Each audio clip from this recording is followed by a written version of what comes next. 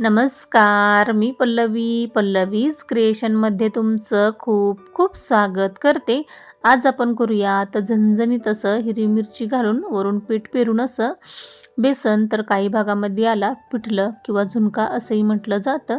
तर माझ्या पद्धतीने एकदा नक्की करून पहा. ज्वारीच्या भाकरीबरोबर किंवा कोणत्याही भाकरीबरोबर खूप चविष्ट लागतं आणि अगदी 10 मिनिटाच्या आत बनवून तयार होतं.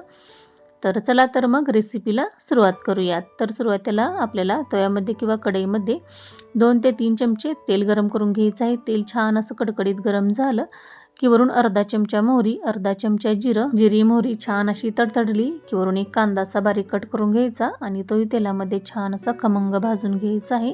जास्त लाल करायचा नाही, थोडासा हलकासा गुलाबीसर कलर आला की वरून आता 4 ते 5 हिरव्या मिरच्या, 4 ते 5 लसणाच्या पाकळ्या आणि थोडीशी कोथिंबीर आणि मीठ घालून याचं जाडसर वाटण करून घेतलेलं आहे, ते टाकून घेऊया. तर इथे हिरवी मिरची आवडीनुसार कमी जास्त करू शकता, तुम्ही किती तिखट खाता त्यानुसार. आणि पाव चमचा हळद टाकून छान असं कांद्यामध्ये मसाला एकजीव करून घ्यायचा. हे पहा या पद्धतीने.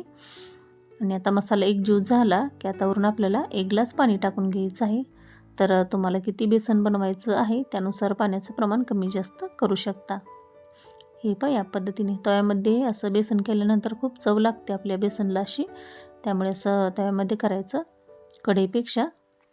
आणि आता एक उकळी आली करून थोडंसं बेसन टाकत आपल्याला मिक्स करून घ्यायचं आहे.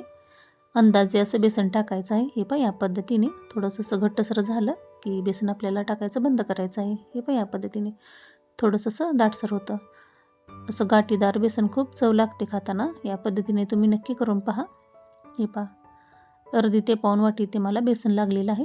तर एकदम नाही टाकायचं किंवा पाण्यामध्ये मिक्स करून टाकायचं नाही. या पद्धतीने असं केलं तर चव खूप छान लागते. छान आता एकजीव करून घेऊया आता. हे पहा या पद्धतीने. तुम्हाला घट्टसर हवं असेल तर अजून थोडंसं पीठ टाकून घ्यायचं आणि आता मिक्स करून घेऊयात आपण. आणि झाकण ठेवून आता 4 ते 5 मिनिटे वाफ काढून घेऊयात. बेसन पीठ छान असं शिजलं जातं. झाकण काढून पाहूयात. हे पहा कडेने छान असं तेल सुटलेलं आहे, म्हणजे आपलं बेसन छान असं शिजलेलं आहे.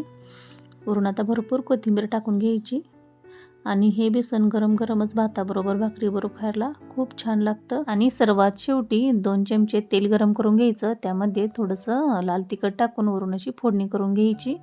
हे पहा या पद्धतीने. तर खूप चविष्ट लागतं, नक्की करून पहा. मी बनवलेली आजची रेसिपी तुम्हाला थोडी जरी हेल्पफुल वाटली तर चॅनेलला लाईक करा, शेअर करा, सबस्क्राईब करा. धन्यवाद.